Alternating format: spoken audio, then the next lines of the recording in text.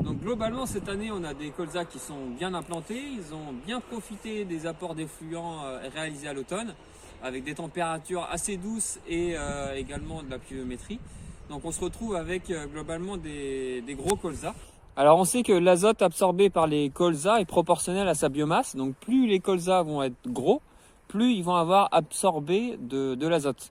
Globalement c'est 1 kg de biomasse par mètre carré, c'est 65 unités d'azote absorbées par hectare. Donc pour faire les pesées colza, nous avons besoin d'un pesant, d'un contenant, d'un mètre carré ou un quart de mètre carré qu'on va multiplier par 4, comme ici, et un couteau. Alors du coup, on va effectuer deux pesées de 1 mètre carré sur les parcelles qui sont homogènes, comme celle-ci, et sinon sur les parcelles qui sont hétérogènes, on va faire 4 mesures de 1 mètre carré. Au niveau des conditions, il faut qu'on soit sur des colzas qui sont secs, ou sinon du coup on va bien essorer les colzas.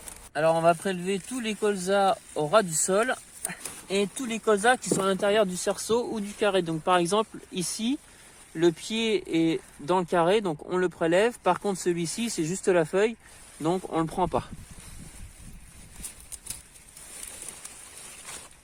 Dernière étape, la pesée.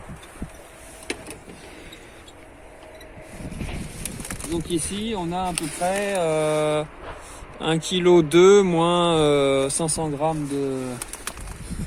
de seau, donc 700 g de colza frais.